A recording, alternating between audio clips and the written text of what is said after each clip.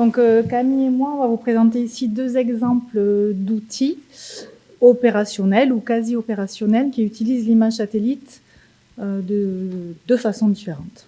Et je précise que Terrani, c'est un spécialiste de la géoinformation et de l'analyse d'images satellitaires. Très bien. Comme merci. ça, c'est fait.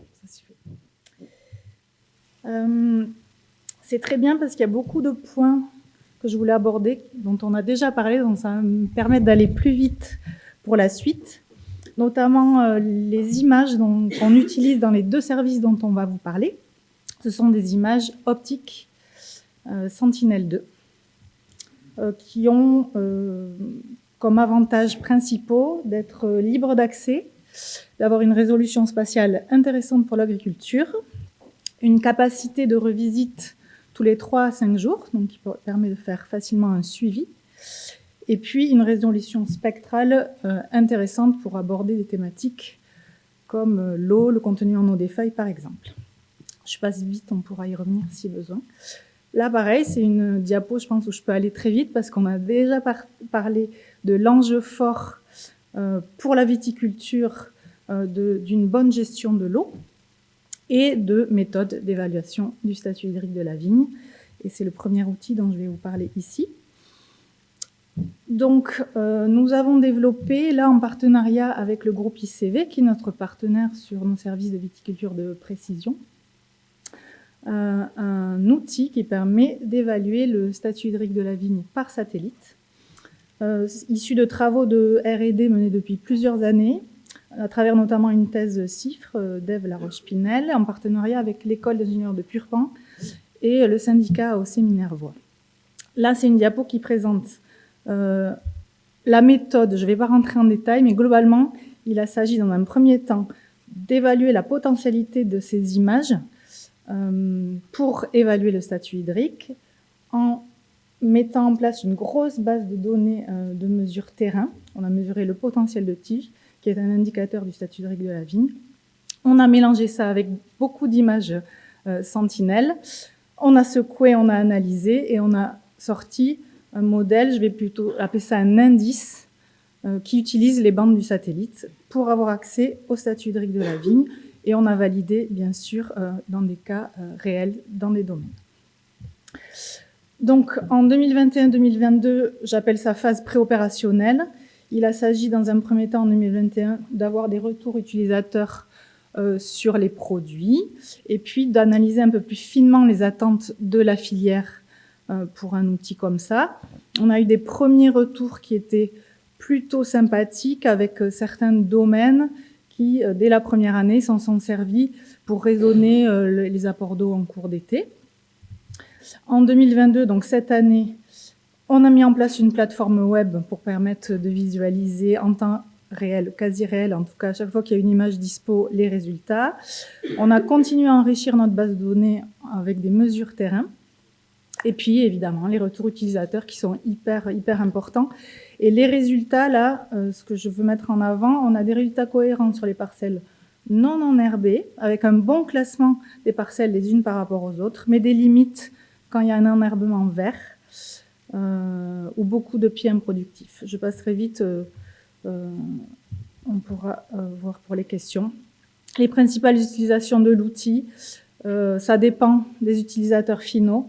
Pour des domaines, par exemple, ou des viticulteurs, on pourra détecter rapidement des situations à risque.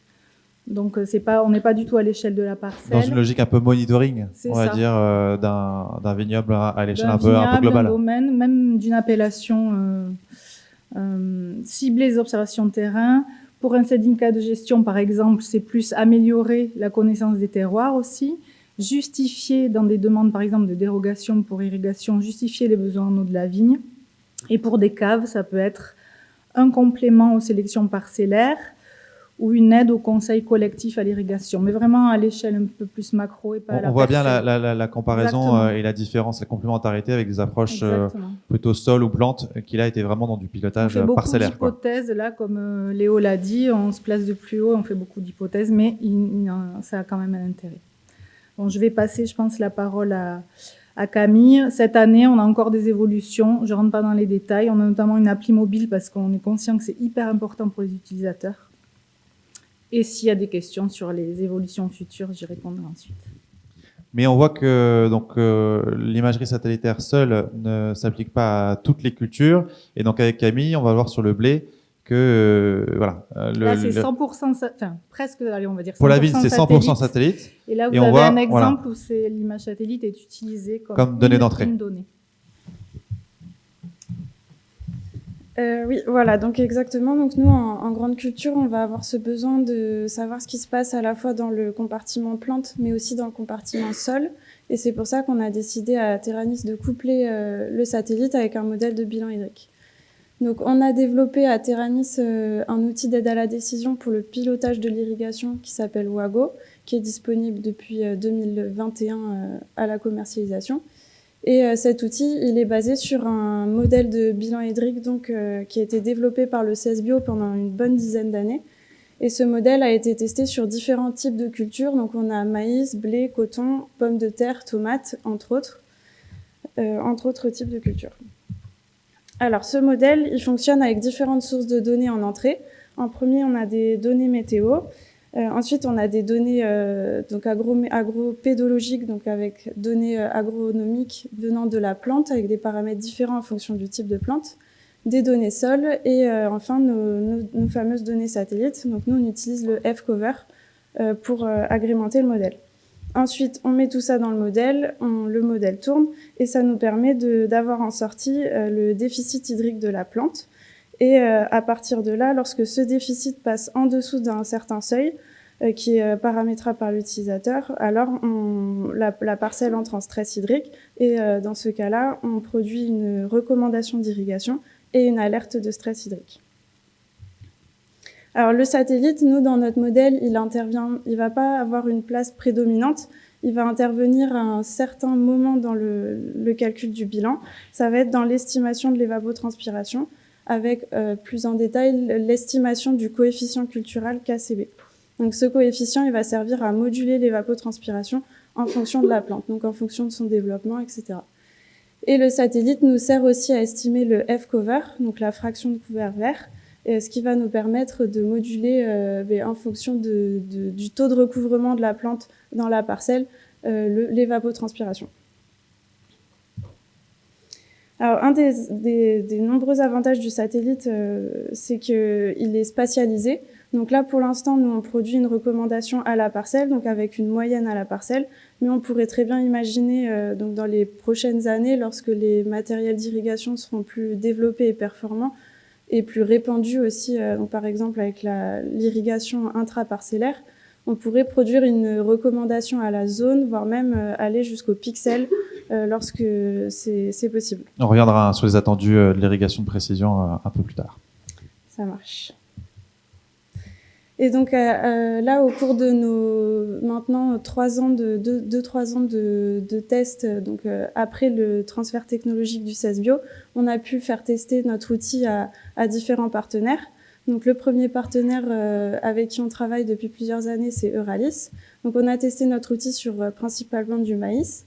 Ensuite, on a pu également travailler avec Oxiane lors d'un partenariat avec Ferme Leader, cette année sur du maïs également. Et enfin, Wago a été implémenté dans la plateforme MyEasyFarm, et donc on a pu faire tester cette intégration par des agriculteurs sur du maïs et du blé. Donc les retours de ces tests ont été globalement très positifs, avec un modèle avec une bonne fiabilité, une plateforme qui est agréable et simple d'utilisation. Et les agriculteurs nous ont également fait le retour que utiliser un OAD comme Wago, ça permet d'aborder la saison plus sereinement et également d'optimiser le début et la fin de la campagne d'irrigation.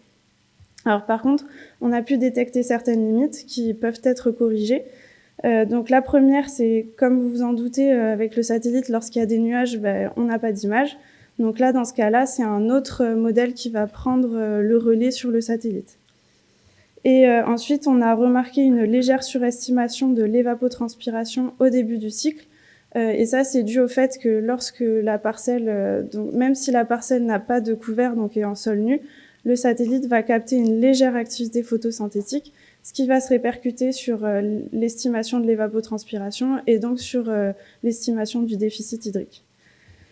Les tests nous ont permis de mettre en évidence plusieurs évolutions envisagées. Donc la principale, ça va être la prise en compte, donc en rapport avec le thème d'aujourd'hui, la prise en compte des quotas et des restrictions d'eau en début de saison. Et donc l'agriculteur, il pourra utiliser l'outil au quotidien pour le pilotage, mais aussi en début de saison, en amont de sa saison, pour mieux gérer son assolement, par exemple.